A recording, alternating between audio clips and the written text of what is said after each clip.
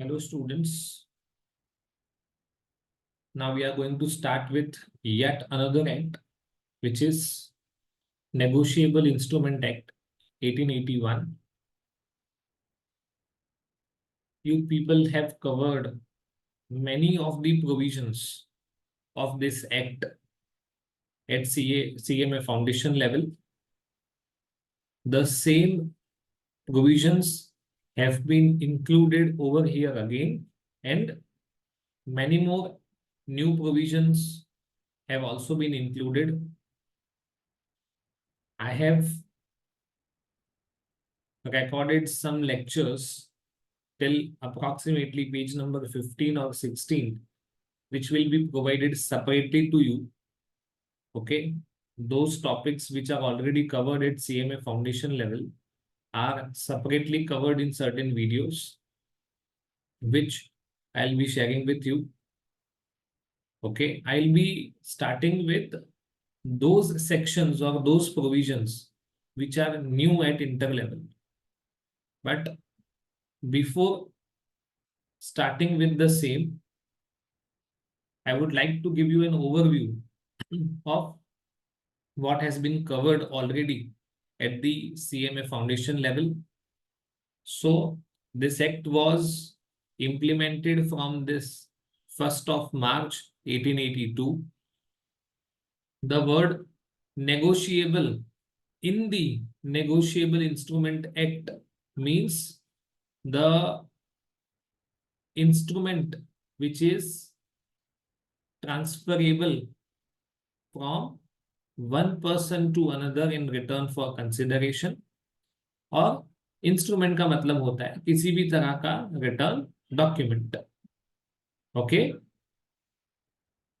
So there are two words, one is negotiable, other is the word instrument. Okay,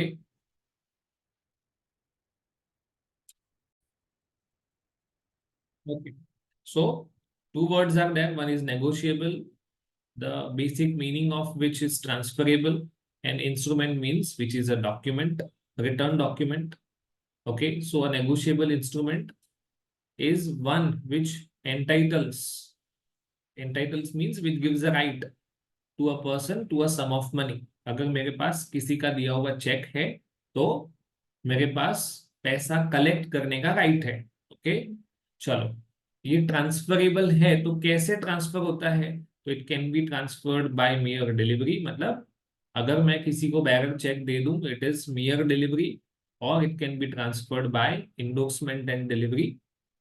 okay, आपने कई सारी बार endorsement word पढ़ा होगा, आई की जगह ई पढ़ा होगा, बट अगर आप नेगोशिएबल इंस्ट्रूमेंट एक्ट का बैर एक्ट जो गवर्नमेंट ने एक्ट पब्लिश किया है वहां पे अगर आप उसका स्पेलिंग देखोगे the word is endorsement. But normal let's say situations में या let's say common business level पे इंडोर्समेंट एंडोर्समेंट कोई भी वर्ड चलता है, so we are not going much into that. Okay, what are the, let's say, characteristics of negotiable instrument? But before that, we will see whether there is any specific definition or not. तो as such negotiable instrument का कोई specific definition describe नहीं किया हुआ है, पर ऐसा माना जाता है कि negotiable instrument में तीन चीजें included होती है. One is a promissory note, other is a bill of exchange or check. Okay, पर this definition or let's say this meaning is in let's say inclusive. इसमें हम कुछ और चीजें जो कस्टम के अकॉर्डिंग, ये तो नॉर्मल है कि जो एक्ट में कहीं ना कहीं लिखा हुआ है कि हमारे हिसाब से नेगोशिएबल इंस्ट्रूमेंट का मतलब ये होता है, बट इसके अलावा कई सारे इंस्ट्रूमेंट ऐसे भी हैं जो भले एक्ट में ना लिखे हो, बट कस्टम कस्टम का मतलब इसका ट्रेडिशन है, सालों से चलता हुआ आ रहा है. ओके, तो वो भी नेगोशिएबल इंस्ट्रूमेंट में यहाँ पे कवर किए जाएंगे. Okay, so there is a possibility of addition over here. So negotiable instrument as per law and as per customs. आगे जाके हम देखेंगे. What are the characteristics of negotiable instrument? Obviously, इसको थोड़ा quickly देखेंगे. It must be freely transferable. Okay, title of the holder should be free from all defect. है ना, उसमें किसी तरह का मतलब ऑब्वियस है कि अगर हमारा टाइटल डिफेक्टिव है और मैं ये इंस्ट्रूमेंट किसी और को ट्रांसफर करना चाहता हूँ, तो if I have a defective title, तो मैं मेरे से अच्छा टाइटल किसी को पास ऑन नहीं कर सकता हूँ। मेरा डिफेक्टिव है तो आगे वाले का भी डिफेक्टिव होगा, बट इसके कुछ एक्सेप्शंस भी है। ओके। रिकवरी, तो जो भी होल्डर या होल्डर इन ड्यू कोर्स है, हम आगे जाके सेक्शन 8 सेक्शन 9 देखेंगे कि होल्डर क्या होता है और होल्डर इन ड्यू कोर्स क्या होता है। वो अपने नाम में सामने वाले के ऊपर केस कर सकता है for the recovery of the amount. Okay. Negotiable instrument के लिए कुछ प्रिजम्पशंस किए जाते हैं दैट, जैसे हमने आगे देखा था कि इन रिटर्न फॉर कंसिडरेशन, यहाँ पे एक वर्ड लिखा हुआ है इन रिटर्न फॉर कंसिडरेशन, मतलब जब भी हम नेगोशिएबल इंस्ट्रूमेंट की बात करेंगे तो it is for value received. मैंने कुछ लिया है, उसके बदले में मैंने नेगोशिएबल इंस्ट्रूमेंट दिया है ना। तो हमेशा नेगोशिएबल इंस्ट्रूमेंट में कंसिडरेशन, हमने इंडियन कॉन्ट्रैक्ट एक्ट में पढ़ा हुआ है ना, कि it is quid pro quo something in return. Okay. Date, हर एक नेगोशिएबल इंस्ट्रूमेंट में जो भी डेट उसके ऊपर लिखा होता है, चेक के ऊपर, बिल ऑफ एक्सचेंज के ऊपर या प्रॉमिसरी नोट के ऊपर, जो भी डेट लिखा है वो उस इंस्ट्रूमेंट का डेट माना जाएगा। Time of acceptance and time of transfer, ये दोनों मेच्योरिटी से पहले हुआ है ना। इंस्ट्रूमेंट जहाँ पे बिल ऑफ एक्सचेंज है तो वहां पे उसको, सॉरी हाँ, बिल ऑफ एक्सचेंज है, बिल्स रिसीवेबल बिल्स पेएबल, तो उसको एक्सेप्ट करना पड़ता है। तो वो कब एक्सेप्ट हुआ था? मैच्योरिटी से पहले। और अगर वो नेगोशिएट हुआ था तो वो नेगोशिएट भी कब हुआ, वो होना चाहिए, it should be negotiated before maturity. Okay. Order of endorsement, endorsement का मतलब होता है कि हम ये नेगोशिएबल इंस्ट्रूमेंट जो हमें मिला है वो किसी और को दे सकते हैं। ओके। तो जिस सीक्वेंस में, है ना, इंस्ट्रूमेंट के पीछे हम एक पेज चिपका देते हैं और उसके ऊपर इंडोर्समेंट करते रहते हैं कि पहले मेरे पास आया, फिर मैंने किसी को दिया, उसने किसी को दिया, तो जिस सीक्वेंस में इंडोर्समेंट्स लिखे हुए हैं उसी सीक्वेंस, ऑर्डर का मतलब है सीक्वेंस माना जाएगा। स्टेम, जब भी कोई नेगोशिएबल, चेक में जरूरत नहीं होती, अदरवाइज बिल ऑफ एक्सचेंज और प्रॉमिसरी नोट दोनों में स्टैंप लगाना पड़ता है। जो होल्डर है उसे हमेशा हम होल्डर इन ड्यू कोर्स मान के चलेंगे। और प्रूफ ऑफ प्रोटेस्ट। ओके। तो आगे जाके दो चीजें हम पढ़ने वाले हैं, एक है नोटिंग और दूसरा है प्रोटेस्ट। दो वर्ड हम डिस्कस करने वाले हैं, आगे एनीवे डिस्कस करने वाले हैं, so I am not going again much into detail of the same. एक वर्ड है नोटिंग और दूसरा होता है प्रोटेस्ट, बहुत माइनर डिफरेंस है but still we'll see to the same. Next topic हमारा आता है क्लासिफिकेशन ऑफ नेगोशिएबल इंस्ट्रूमेंट। तो इसके कई सारे क्लासिफिकेशंस हैं। मैंने फाउंडेशन लेवल पे, जो फाउंडेशन लेवल के वीडियोस बनाए हैं उसमें काफी लेंथ पे डिस्कस किया हुआ है। I am just giving a quick overview that a negotiable instrument is either payable to the order or it is payable to the bearer. Okay. Payable to the order का मतलब क्या होता है कि अगर हम नेगोशिएबल इंस्ट्रूमेंट बनाते वक्त उसमें क्लियर लिख दें that it is payable to the order of so and so person, या तो it is payable to a specified person, हमने नाम लिख दिया है कि X is drawing a bill on Y with an order to pay it to Z, तो वो स्पेसिफाइड पर्सन को पे हो रहा है, पर हमने इसके ट्रांसफर को किसी भी तरह से प्रोहिबिट न किया। Again, okay. और अगर बैरर है तो again it is express to be payable as bearer, जहाँ पे ऑब्वियसली बैरर इंस्ट्रूमेंट में किसी का नाम नहीं लिखा होता है। देन नेक्स्ट क्लासिफिकेशन, तो पहला क्लासिफिकेशन देखा ऑर्डर एंड बैरर, दूसरा देख रहे हैं इनलैंड एंड फॉरेन इंस्ट्रूमेंट्स। तो इनलैंड का मतलब क्या होता है? जो इंडिया में ड्रॉ हुआ हो और पेएबल इन इंडिया होना चाहिए, या तो payable to a person resident in India, उसे कहा जाएगा इनलैंड बिल। मैंने कई सारे एग्जांपल्स यहाँ पे लिखे हुए हैं और इसका एक समरी जैसा एक बॉक्स भी बनाया हुआ है which will be helpful to you. इसके बाद नेक्स्ट टॉपिक है फॉरेन बिल। ओके। तो जो बिल इनलैंड नहीं है उसको फॉरेन माना जाएगा।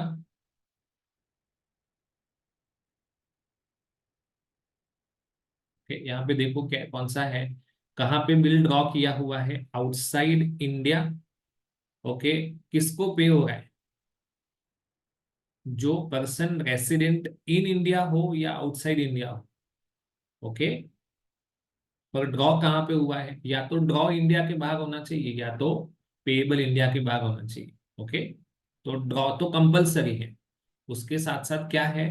It is made payable to a person residing in India, residing outside India, payable in India और payable outside India.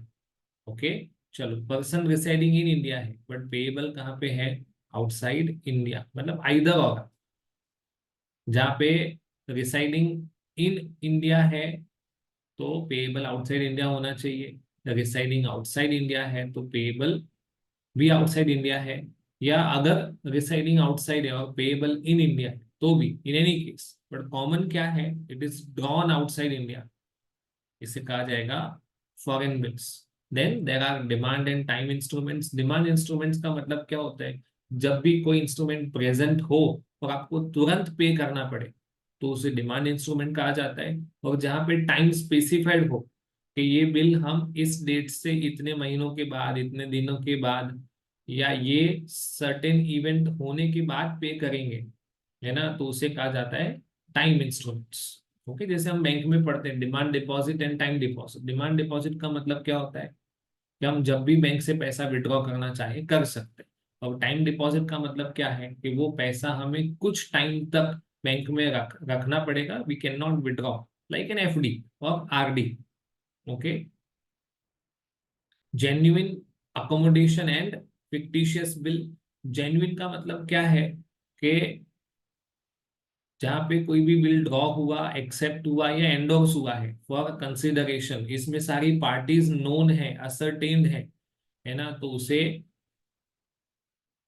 Genuine bill कहा जाएगा। जहां पे कोई भी एक पार्टी, है ना, फिक्टिशियस है, मतलब हमको पता ही नहीं है कि ऐसा कोई पार्टी एग्जिस्ट करता भी है या नहीं करता है, then such type of, let's say, persons are known as, or such type of bill is known as fictitious bill।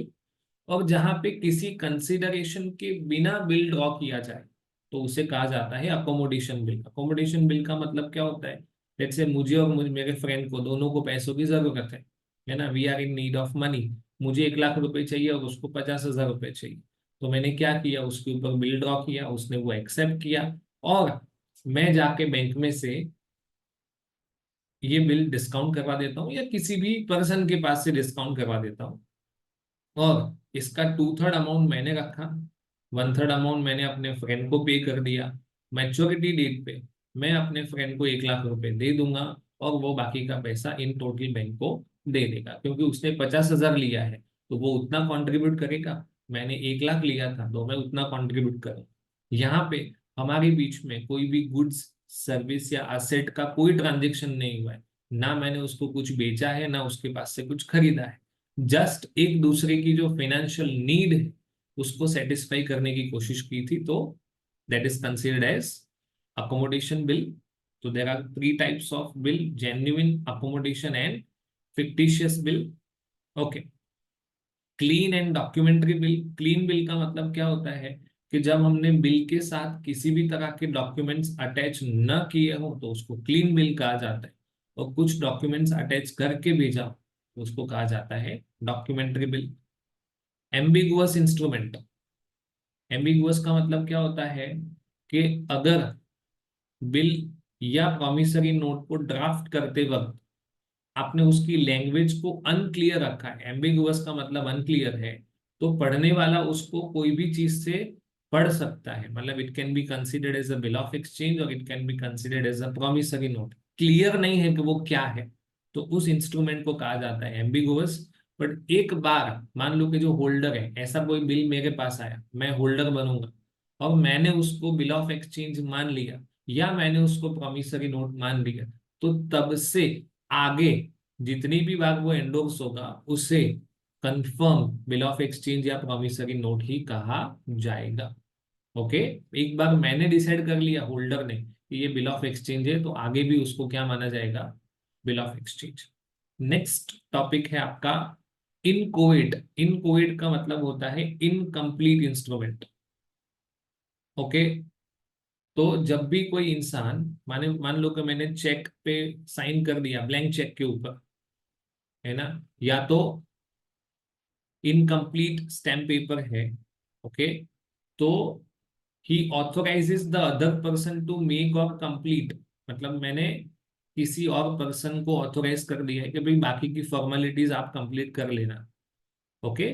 तो उस इंस्ट्रूमेंट को क्या कहा जाएगा? इनकोएट। इनकोएट का मतलब होता है इनकम्प्लीट, ओके। आप ये एग्जाम्पल पढ़ के आगे जाके देख सकते हो कि किस तरह से किसी इंस्ट्रूमेंट को इनकोएट कहा जाता है। एस्क्रो इंस्ट्रूमेंट का मतलब क्या होता है? एस्क्रो का मतलब यहाँ पे है कि हमने एज सच ये इंस्ट्रूमेंट किसी तरह के पेमेंट के लिए नहीं दिया है ना। हमने कोई गुड्स खरीदा है या कोई असेट परचेस की है और उसके अगेंस्ट लोन लिया है, ओके, तो वो लोन के लिए असेट एक प्राइमरी सिक्योरिटी हो जाएगा। पर बैंक ने कहा कि प्राइमरी नहीं, आपको कुछ सेकेंडरी सिक्योरिटी भी देना पड़ेगा, एडिशनल कोलैटरल सिक्योरिटी देना पड़ेगा। तो हमने क्या कि एक काम करो, आप हमारे ऊपर बिल ड्रॉ करो, हम एक्सेप्ट कर लेते हैं, है ना। तो हमारे लिए बिल्स पेएबल हो जाएगा, बैंक के लिए बिल्स रिसीवेबल हो जाएगा। और ऐसे इंस्ट्रूमेंट को क्या कहा जाता है? Escrow instrument. इसको पे करने का कोई लायबिलिटी नॉर्मली आता नहीं है। ये बिल्स पेएबल का मुझे नॉर्मली पेमेंट करना नहीं होता है, अनलेस कि मैं किसी तरह का डिफॉल्ट करूं। मतलब जिस असेट के ऊपर मैंने लोन लिया है, अगर उस लोन का पैसा भरने में मैं डिफॉल्ट करता हूं, तो एस्क्रो इंस्ट्रूमेंट पे मेरी लायबिलिटी आ सकती है, अदरवाइज लायबिलिटी नहीं आएगी। So that was about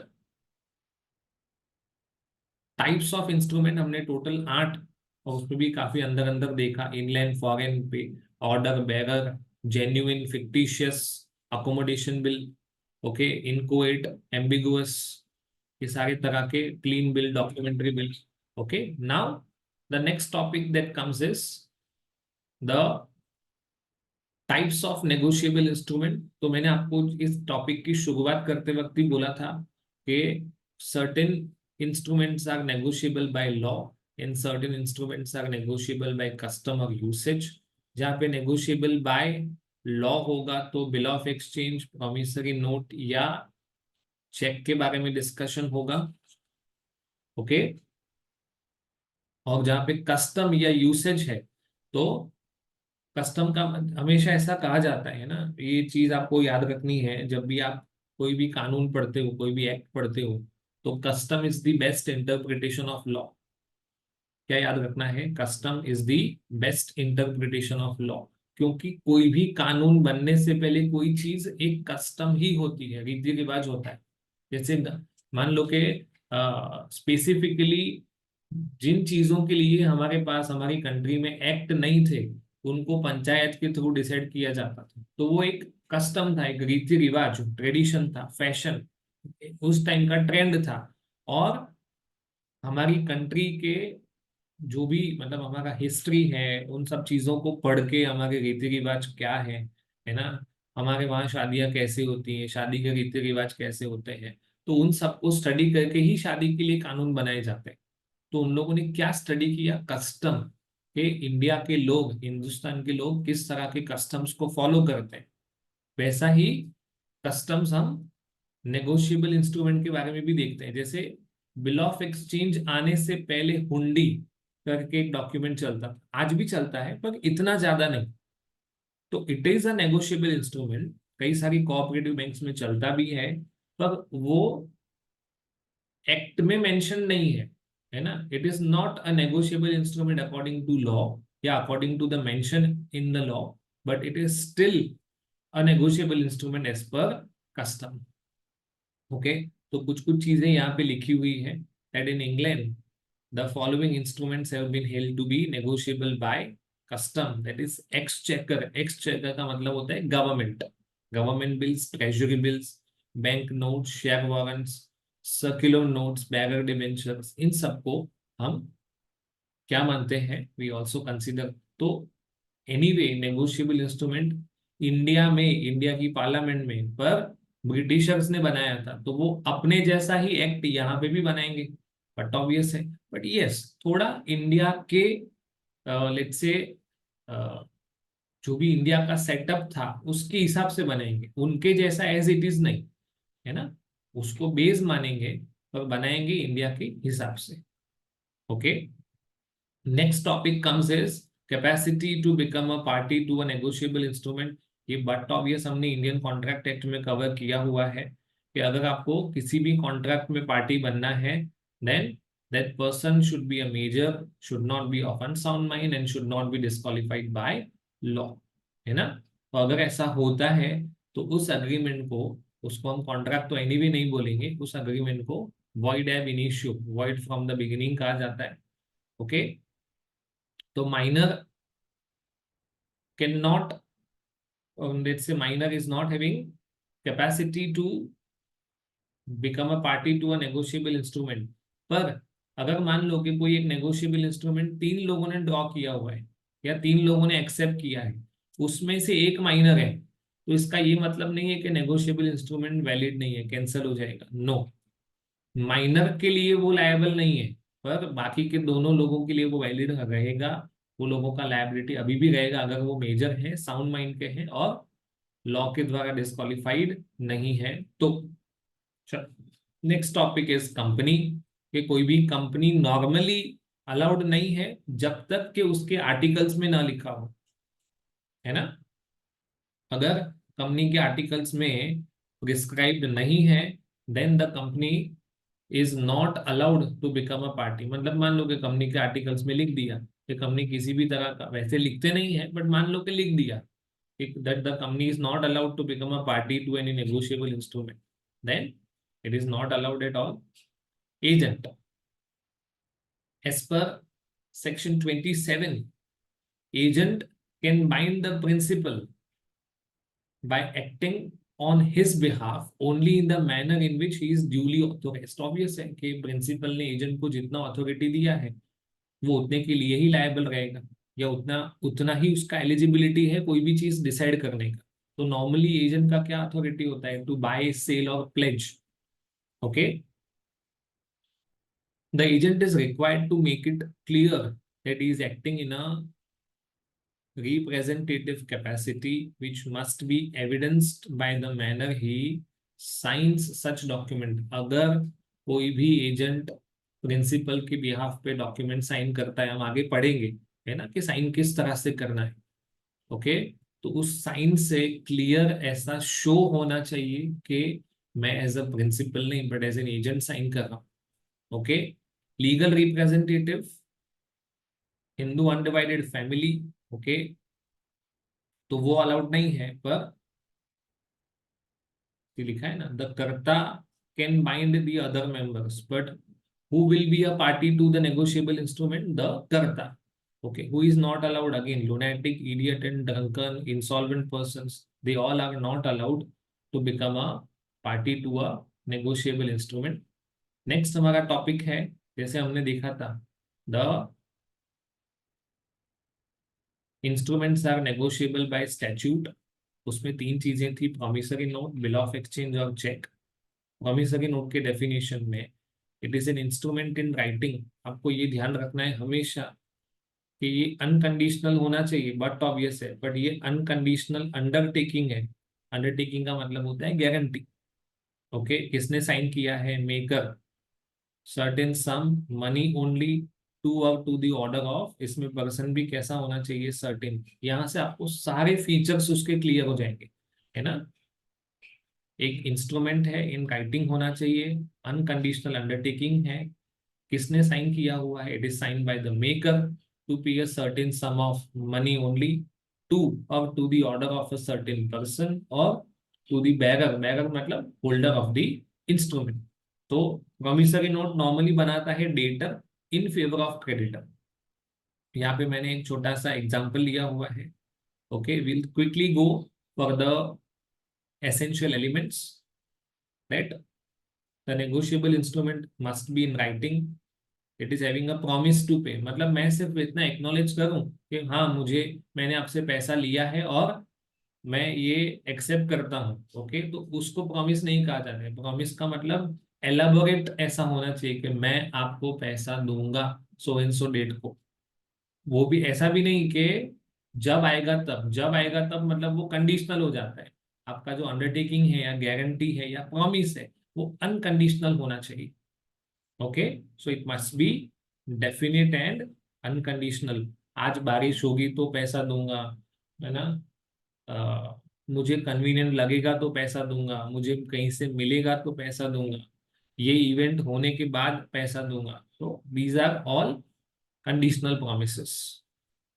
okay, it must be signed by the maker. जब तक उसके ऊपर सिग्नेचर नहीं है तब तक वो वैलिड नहीं माना जाएगा। इसके अंदर जो भी पार्टीज लिखी हुई है वो सब कैसी होनी चाहिए, सर्टेन। सर्टेन मतलब या तो आपको पता है या पता कर सकते हो। मतलब मैं ऐसा लिखूं सो एंड सो इंसान का बेटा, तो ऑब्वियसली मैंने उस बेटे का नाम नहीं लिखा है, पर मैं पता कर सकता हूँ कि उसका बेटा कौन है। अब मान लो कि उसके एक से ज्यादा बेटे हैं, तो अब वो अभी अनक्लियर हो गया कि मैं कौन से बेटे के बारे में बात करूं। एक ही है तो प्रॉब्लम नहीं है, एक से ज्यादा है तो लिखना पड़ेगा कि एल्डेस्ट है, यंगेस्ट है, या तो जो सेकंड चाइल्ड है उसके बारे में बात हो रही है। ओके, तो या तो पार्टी सर्टेन होनी चाहिए, सर्टेन मतलब उसका क्लियर नाम लिखा होना चाहिए, या इस तरह से उसका डिस्क्रिप्शन दिया हुआ होना चाहिए कि हम पता कर सके। ओके, चलो। फिर जो अमाउंट ऑफ मनी हम पे करने वाले हैं वो भी सर्टेन होना चाहिए। ओके, मैं आपको 1,000 रुपए दूंगा और बाकी कुछ पैसे भी दूंगा, that is not a certain promise. Okay, चलो, आप जो प्रॉमिस कर रहे हो वो प्रॉमिस टू पे मनी होना चाहिए ओनली, है ना। मैं आपको अपना स्कूटर दूंगा, अपना रेफ्रिजरेटर दूंगा, फर्नीचर दूंगा, कार दूंगा, शेयर दूंगा, गेहूं चावल दूंगा, ये सब नहीं चलेगा। It must B money only. हाँ, कभी कभी ऐसा हो सकता है कि कुछ पार्ट मनी में और कुछ पार्ट काइंड में, है ना, चलता है कभी कभी, but in most of the cases आपको ये देखना है कि ये मनी ओनली होना चाहिए। ओके, मैं आपको स्टिल ऐसा क्लियर बोलूंगा दैट यही ध्यान रखना है, काइंड में कुछ भी होगा नहीं चलेगा। Okay,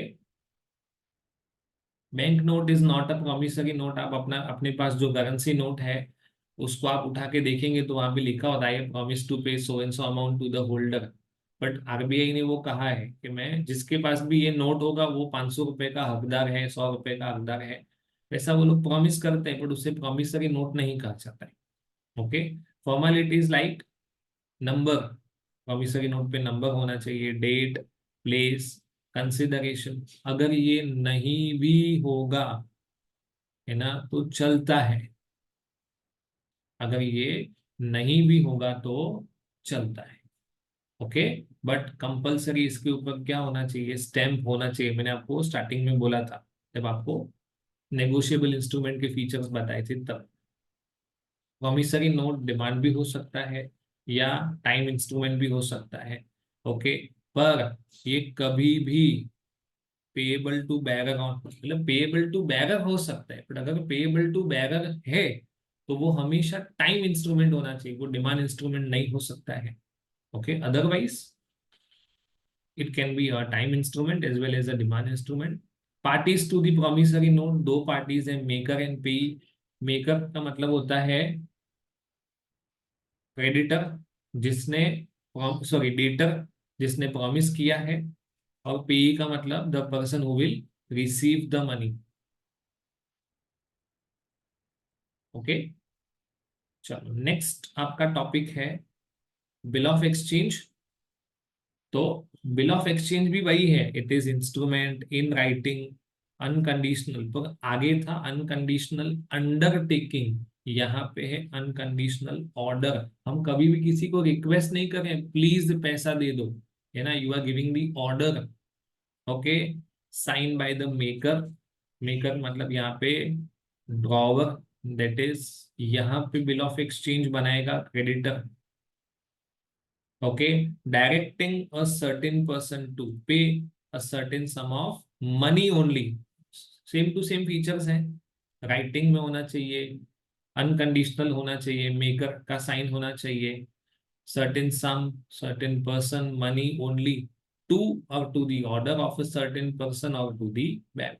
Okay, who are the parties? तो सबसे पहले जो बिल बनाएगा वो ड्रॉवर, किसके ऊपर बनाएगा, ड्रॉई। जिस दिन ड्रॉई उसको साइन करता है, उसको एक्सेप्ट करता है, तो अब ड्रॉई क्या बन जाता है, एक्सेप्टर, और जो पैसा रिसीव करेगा वो पेई होता है। तो बेसिकली तीन पार्टी हैं ऐसा भी बोल सकते हैं, ड्रॉवर, ड्रॉई एंड पेई, या ड्रॉवर, एक्सेप्टर एंड पेई। ओके, यहाँ पे चार हैं, पर ड्रॉई एक्सेप्टर नॉर्मली एक ही होता है ना। जब बिल ड्रॉ किया तब ड्रॉई बनेगा, और जब एक्सेप्ट किया तब एक्सेप्टर बन जाएगा। चलो, जिसके पास एज ऑफ नाउ बिल है, मतलब मैंने एक्स ने वाई के ऊपर बिल ड्रॉ किया और ऐसा कहा कि जेड को पैसा पे करना। जेड, ये अभी ये बिल किसके पास है, एक्स के पास होगा। वो बिल आगे पी को एंडोर्स कर देता है, पी आगे क्यू को एंडोर्स कर देता है।